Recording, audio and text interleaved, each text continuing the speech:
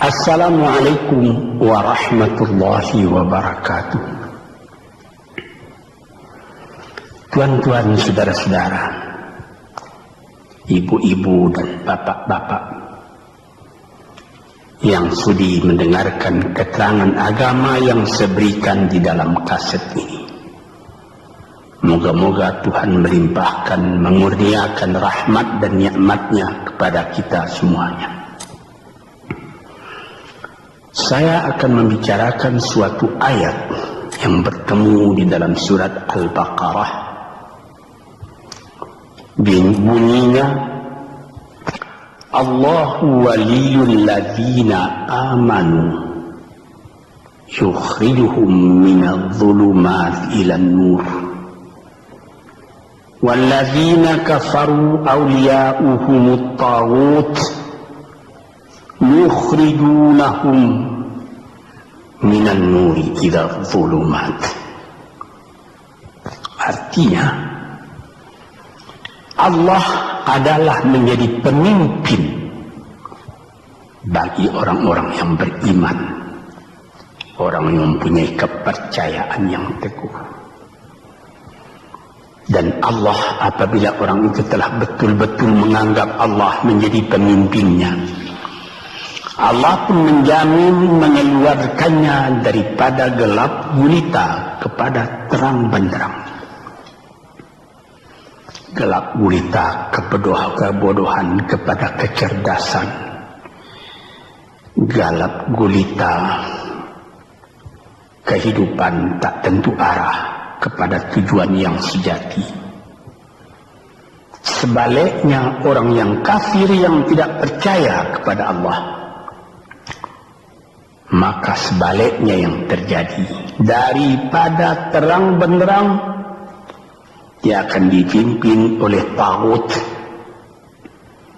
oleh kekuasaan-kekuasaan yang bukan bersandar kepada Allah.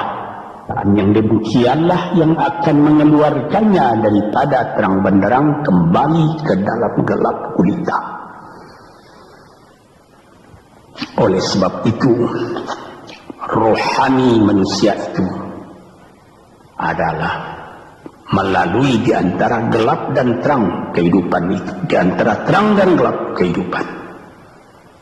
Kalau sekiranya jasmani kita, kalau sekiranya badan kita yang lahir ini diberi cahaya oleh matahari yang terbit di waktu pagi, yang terbenam di waktu sore, rohani kita pun diberi juga terang oleh suatu yang lebih terang dari matahari, yaitu petunjuk dan hidayat Tuhan.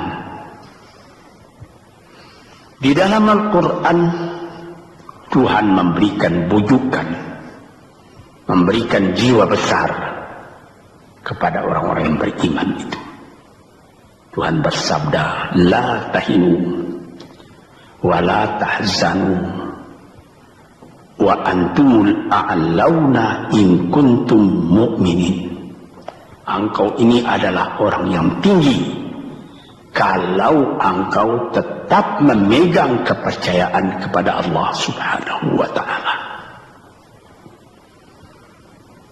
Di dalam perjuangan hidup di dunia ini, perjuangan antara yang hak dengan yang batil, antara gelap dengan terang, antara keyakinan dan keraguan, manusia berjalan di sekitar itu. Di kiri dan di kanan kita berjumpalah gelap dan terang itu. Maka diberilah pedoman manusia tadi. Apa pedoman? Walaupun bagaimana hebatnya, geloranya, tofannya, alim bubunya, ombaknya dan gelombangnya kehidupan itu, manusia mesti teguh berpegang kepada iman. Sebab kehidupan di dunia itu menurut peraturannya ialah tidak ada yang tetap. Yang tetap itu ialah berubah. Berubah itulah ketetapan yang ada dalam dunia. panas sangat terik, benar, nanti akan hujan. Hujan sangat lebat, benar, nanti akan panas. Di suatu tempat terjadi hujan yang lebat berhari-hari timbul banjir. Iya, banjir itu tidak tiap hari, nanti dia kering lagi. Di laut pun demikian pula. Ada pasang naik, tergenang ke atas. Besok pagi air itu sudah kering lagi, surut pasang. Begitulah kehidupan di dunia itu. Itu harus kita yakini supaya kita jangan terombang-ambing dalam kehidupan itu. Kalau kita sudah mulai terombang-ambing, tahu-tahu walaupun bagaimana terangnya hari gelap timbul dalam jiwa kita sendiri. Walaupun panas terik, kita berhujan. Hujan oleh keringat kita sendiri. Jadi yang penting di sini menjaga hati. Sampai Rasulullah Nabi kita Muhammad SAW, inna fil jasadi mudghatan, di dalam tubuh manusia itu ada suatu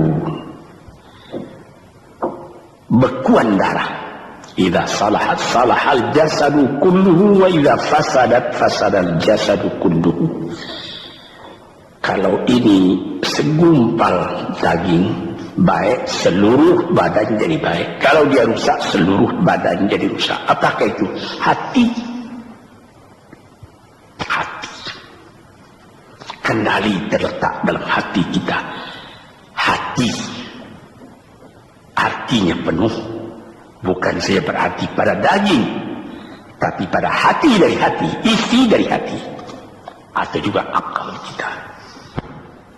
Sebab itu maka kalau satu waktu saya pernah mengajarkan doa yang mengandung 8 sifat-sifat lemah menghilangkan kemerdekaan manusia.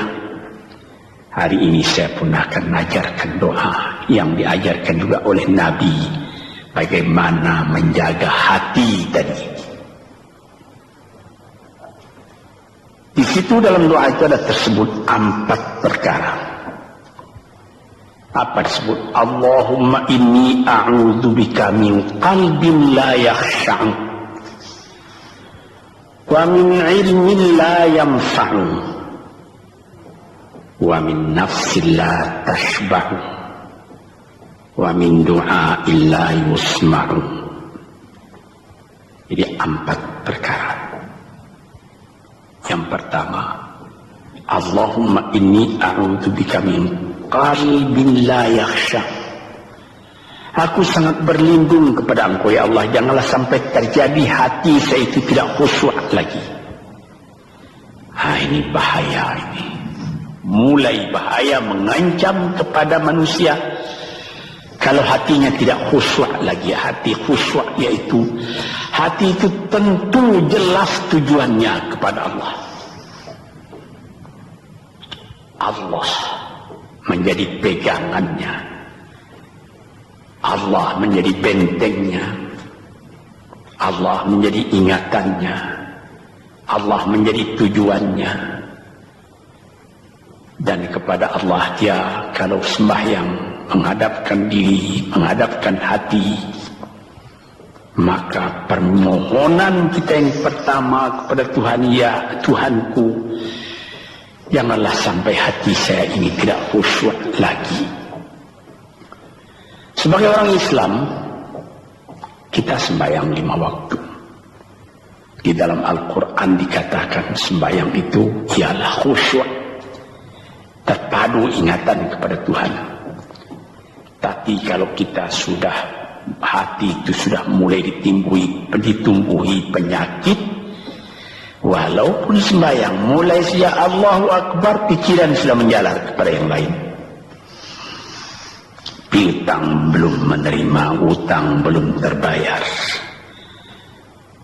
makanan belum masak, macam-macam lah yang teringat. Padahal kita dalam sembahyang. Ini apa arti sembahyang tadi lagi? Ini sudah mulai berbahaya ini. Banyak orang yang tidak meninggalkan sembahyang, tapi tidak ada bekas dari sembahyang itu kepada kehidupannya. Di dalam sembahyang kita baca inna salati wa nusuki wa mahyaya wa mamati lillahi rabbil alamin.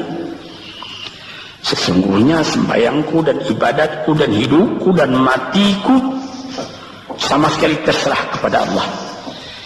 Ini dirasakan dalam hati, bukan cuma disebut di dalam mulut. Sebagaimana dikatakan, bukan jadi lip service sebagai satu tangan penggosok-gosok mulut, bukan begitu. Yang dari hati. Kalau sudah dari hati yang khusyuk, ini berbekas kepada kehidupan. Aku tak takut menghadapi segala keadaan dalam hidup, sebab hatiku bertali dengan Tuhan. Dari Tuhan aku datang, kepada Tuhan aku akan kembali. Ini namanya hati yang khusyuk. Tapi kalau sekiranya bacaan tetap fasih, tapi tidak ada lagi dari hati, melainkan rutin saja. Mayang 5 waktu sehari semalam, tapi tidak merubah kepada perangai, tandanya sembahyang tadi tidak khusyuk. Ini yang pertama kita minta kepada Tuhan. Janganlah sampai kita mempunyai hati yang tidak khusyuk, hati yang tidak teringat kepada Allah. Kalau hati tidak ingat lagi kepada Allah, maka segala pekerjaan yang terlarang sudah ringan saja kita mengerjakan. Menipu, berdusta, membujuk orang lain mengerjakan perbuatan yang salah, mencela, memaki, itu karena tidak ingat kepada Allah, cuma ingat kepada diri sendiri saja. Ini yang pertama. Yang kedua dikatakan wa min ilmin la yanfa', dan aku berlindung kepada Engkau ya Allah daripada ilmu yang tidak memberi manfaat. Padahal disebutkan oleh ahli-ahli, ilmu yang memberi manfaat itu membawa manusia kepada iman. Al-ilmu yad'u ilal iman, ilmu itu membawa manusia kepada iman. Sekarang sudah ilmu banyak, tapi tidak membawa kepada iman, melainkan membawa kepada celaka.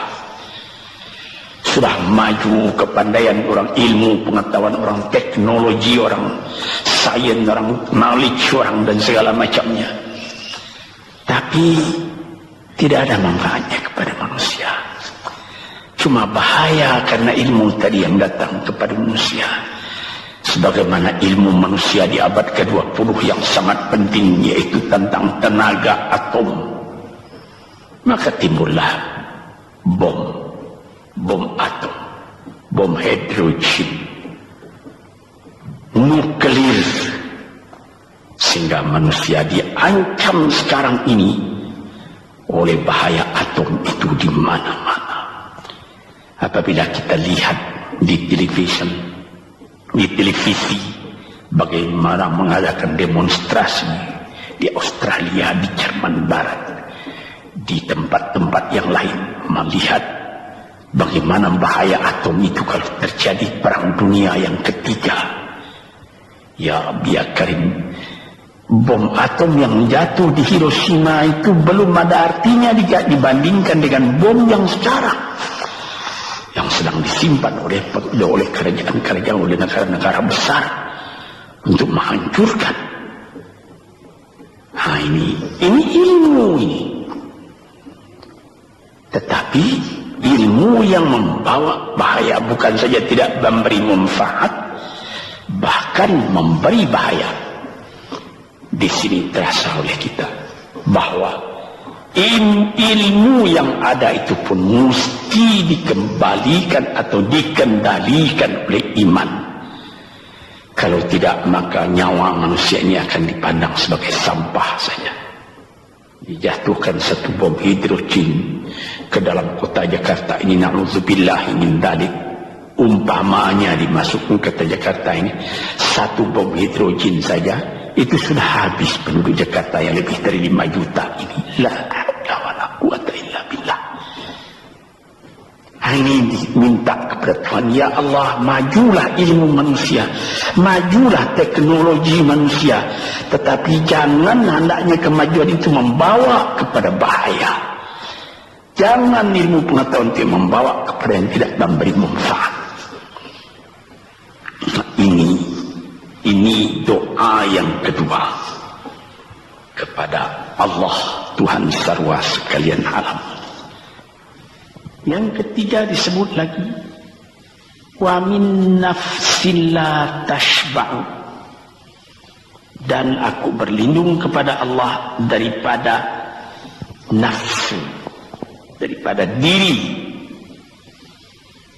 daripada ego, daripada tiap-tiap masing-masing diri ini yang tidak merasa kenyang. Ini juga bahaya besar. Inilah yang menimbulkan penjajahan di dunia. Inilah yang menimbulkan, disebut dalam bahasa Arab, al-ghazwul fikri, penjajahan. Sesudah Perang Dunia Kedua sudah banyak negeri-negeri yang merdeka, tetapi sekarang timbul lagi penjajahan baru. Apa? Penjajahan fikiran. Sehingga bangsa yang merdeka tadi tidak merdeka lagi fikirannya. Dia merdeka di dalam meniru kepada bangsa yang lebih kuat. Itu namanya terjajah juga. Jadi tuan-tuan yang terhormat, apa pangkalnya ini? Daripada nafsu serakah manusia. Nafsu serakah manusia sebagaimana tersebut di dalam hadis. Lau kana libni adama wadiyani min dhahabin labtagha salisan wa ma yamla'u jawfubni adama illa turab. Kalau manusia itu mendapat suatu lembah yang penuh dengan kekayaan emas, suatu lembah, dia ingin supaya mendapat satu lembah lagi yang penuh juga dengan emas. Dapat 2 lembah, dia minta 3 lembah lagi yang penuh dengan iman. Nafsu manusia tidak pernah kenyang. Padahal akhirnya kalau dia sudah menutup mata, tidak ada yang akan memenuhi perutnya melainkan tanah. Saya teringat akan cerita yang disampaikan oleh Graf Leo Tolstoy, pujangga Rusia yang terkenal, bahwa orang yang tidak mempunyai nafsu yang kenyang itu, pada suatu hari katanya, ada satu orang kaya mempunyai tanah yang luas. Dia mengatakan kepada orang, boleh tuan-tuan mengambil tanah kepunyaan saya ini, berapa tuan suka, berapa tuan mau. Syaratnya cuma begini, sepanjang yang tuan berjalan dari timur ke barat, lantas sebelum matahari terbenam tuan sampai kembali ke tempat tuan melangkah pertama tadi. Berapa saja tuan suka, boleh ambil tanah ini. Maka datanglah si tamak tadi. Tuan yang punya asli tanah tadi mengatakan, bawalah bakal, jangan lapar di jalan nanti. Baik, dibawanya nasi sebungkus, dia berjalan, jalan. Dari pukul 7 pagi. Kalau diambil kekuatan, hendaknya pukul 10 dia sudah makan. Melangkah lagi beberapa ratus meter atau sekian, nanti boleh kekuatan buat kembali, sehingga sebelum matahari terbenam dia sudah sampai ke tempat dia menuju bermula. Tetapi ini orang bernafsu betul, dia minta supaya banyak tanah yang didapatnya. Dibawanya nasi sebungkus, tapi dia tidak jalan, di tengah jalan tidak berhenti, kan nanti berapa meter itu nanti kalau saya berhenti, tanah yang kurang buat saya. Dia terus berjalan. Dia tidak ingat bahwa kekuatan masa pergi yang lebih cepat dengan kekuatan masa pulang yang lambat itu dia tidak taksir. Dia berjalan saja cepat-cepat. Sudah pukul 1 hari, sudah jauh perjalanan. Lantas nanti kembali. Kelemahan badan, kondisi dan situasi tidak sama lagi. Tidak secepat dia pergi dahulu lagi dia pulang kembali. Maka bukan pukul 7 dia sampai, atau pukul 5 sore tadi dia sampai ke tempat dia berjalan bermula, karena dia jalannya sudah lunglai, kaki sudah penat, badan sudah letih. Kira-kira baru pukul 2 dia tidak dapat berjalan lagi karena sudah lapar. Dia coba makan sedikit pun tidak bisa lagi seenak makan yang tadi. Habis makan pun dia berjalan lagi. Pukul 3 dia terhenti. Jauh lagi baru sampai tempat yang pertama. Menurut syarat yang diberikan oleh mempunyai tanah yang pertama, kalau engkau tidak sampai ke tempatmu yang pertama tadi sorenya, tanah ini tidak engkau dapat lagi semua. Memang tidak sampai dia. Pukul 4 dia sudah berhenti berjalan, tidak kuat lagi. Mata sudah gelap. Akhirnya karena terlalu capai, terlalu penat, mati dia di tengah jalan. Berapa dia dapat tanah tadi lagi? Cuma sepanjang badannya untuk kuburannya, yang lain tinggal semua. Ini satu misal yang dibawakan oleh Graf Leo Tolstoy, yang sesuai dengan hadis Nabi tadi, nafsul la tashba, diri manusia yang tidak pernah merasa kenyang. Kita berkehendak tidak berbatas, tapi tenaga kita sendiri berbatas. Ini kali tidak difikirkan oleh manusia. Dia punya angan-angan, dia punya macam teori yang dikeluarkan. Dia lupa bahwa nanti tenaganya itu akan terbatas karena sakit, karena lapar, karena tua. Sebagaimana pepatah dari nenek moyang kita, tanda-tanda dikirimkan lebih dulu bahwa kita tidak akan lama lagi di sini. Apa? Rambut, gigi, mata sudah mulai kabur. Uban sudah mulai bertabur. Gigi sudah mulai gugur. Kulit sudah mulai kendur. Kalau mata sudah kabur, uban sudah bertabur, gigi sudah gugur, kulit sudah kendur, sudah 4 perkara. Yang kelima ialah pintu kubur. Nah, ini kerap kali manusia lupa yang demikian. Sebab itu dikatakan, ya Tuhanku, janganlah sampai aku ditumbuhi oleh penyakit nafsu yang tidak mau kenyang-kenyang itu. Nah ini, kemudian itu timbul lagi doa yang keempat, disebutkan di situ, wa min du'a illa yusma'. Ini lebih berbahaya lagi. Ini sudah puncak dari bahaya. Apa artinya? Dan aku berlindung kepada Engkau ya Allah daripada doa yang tidak didengar lagi. La ilaha illallah. Mendoa ya Allah, kasih aku ini, kasih aku kesempatan, tapi tidak didengar lagi. Tuan-tuan, para pendengar kaset yang tercinta, ada tersebut dalam hadis Nabi, wa malbasuhu haram, wa mashrabuhu haram, wa udhiya bil haram. Ya Rabb, ya Rabb, fa'anna yustajab lah. Ash'asa aghbara. Badan sudah penuh dengan kotoran, penuh debu. Yamudu ilaihi ila sama, menadahkan tangan keduanya ke langit. Ya Rabbu, ya Rabbu, ya Tuhanku, tolong aku, ya Allah, bela aku. Padahal yang dimakan haram, yang diminum haram, dibesarkan dengan yang haram. Fana yustajabulah. Dengan jalan apa Allah Ta'ala akan mengabulkan doa itu?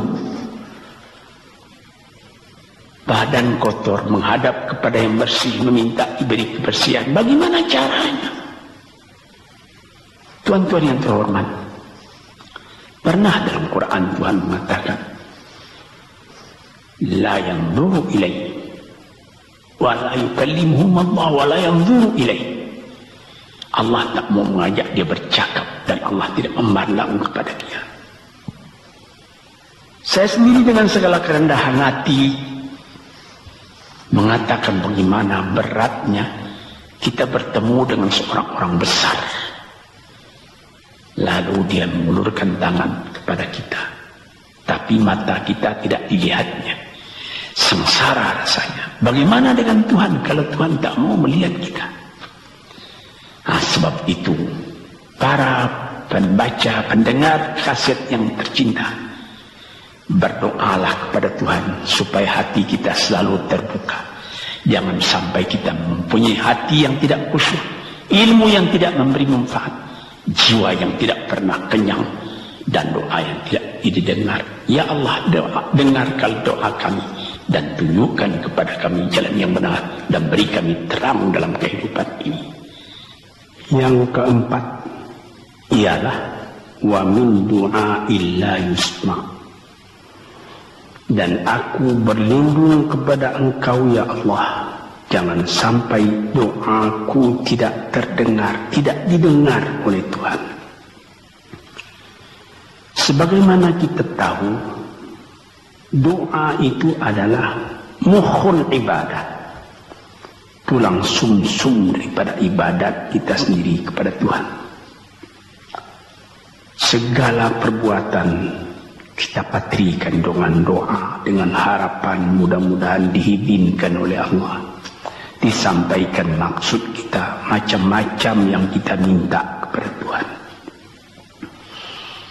Tapi kalau doa itu sudah tak diperdulikan lagi oleh Tuhan, apa celaka kita, apa daya kita, apa upaya kita? Di sini kita melihat apa sebab maka doa tidak didengar oleh Tuhan, tidak diperkenankan oleh Tuhan. Tentu saja bukan dari salah Tuhan, melainkan dari salah kita sendiri. Di dalam Al-Quran dikatakan, Iyyaka na'budu wa iyyaka nasta'in. Al-Fatihah disebut, kepada Engkaulah kami menyembah ya Allah, dan kepada Engkau kami minta tolong. Tapi dengan tidak sadar, kerap kali kita berbuat terbalik. Iyyaka nasta'in wa iyyaka na'budu, kepada Engkau kami minta tolong, lalu kepada Engkau kami menyembah.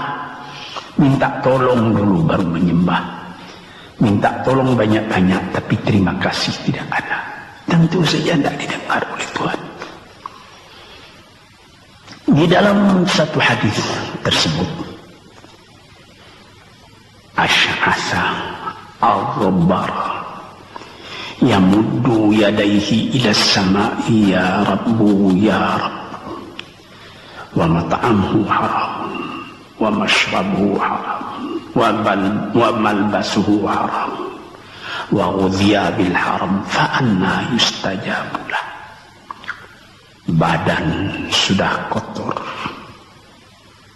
sudah berkerunyut,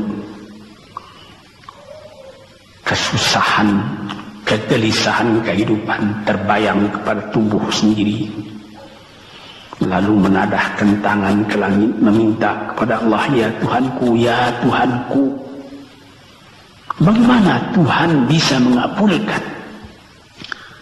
Dengan pikiran yang kotor engkau menghadap kepada Tuhan. Kalau tidak terkabul, jangan Tuhan yang disalahi, hati hatimu sendirilah salah. Apa yang kau perbuat dalam kehidupan ini? Di mana terdesak engkau ingat kepada Tuhan. Di zaman kesenangan engkau lupakan Tuhan. Di dalam mendapat percobaan engkau merengek mengadu kepada Tuhan. Jiwa yang seperti ini janganlah sampai timbul pada diri kita sendiri. Saya sudah mengalami apabila saya berhadapan-hadapan dengan orang besar, saya ingin dia menghadapkan matanya kepada saya. Apa kabar saudara? Kabar baik. Dia lihat mata saya lihat mata dia. Tapi kalau ketika dia bersalam dengan saya, dia melihat kepada orang lain, bukan main sakit hati saya. Apa salah saya maka dia begitu? Mengapa tidak saya yang dipandang? Sedangkan dengan sesama manusia lagi begitu perasaan kita. Bagaimana dengan Tuhan? La yanzuru ilaihim wa la yukallimuhum. Allah tidak memandang sebelah mata kepada Allah, kepada kita. Allah tak mau cakap, tidak mau bercakap dengan kita sepatah pun. Langit mana tempat kita bernaung, bumi mana tempat kita berpijak kalau sudah demikian keadaannya. Nah, ini yang dijaga tuan-tuan yang terhormat dalam doa keempatnya itu. Hati janganlah sampai tidak khusyuk, ilmu janganlah sampai tidak memberi manfaat, nafsu janganlah sampai tidak kenyang, dan doa janganlah sampai tidak didengar. Saudara-saudara, moga-moga Allah memberikan kepada kita hati yang terang. Sebagaimana ayat yang mula-mula saya sebut tadi, Allahu waliyul ladzina amanu yukhrijuhum minadh-dhulumati ilan nur. Allah lah jadi pemimpin bagi orang yang beriman, sehingga dari gelap gulita dibawa dia oleh Tuhan kepada terang benderang. Walladzina kafaru, tetapi orang-orang yang sudah tidak ada kepercayaannya kepada Tuhan, awliya'uhumut taghut, yang menjadi pemimpinnya bukan Tuhan tapi setan. Dia akan membawa orang itu daripada terang benderang ke dalam gelap gulita.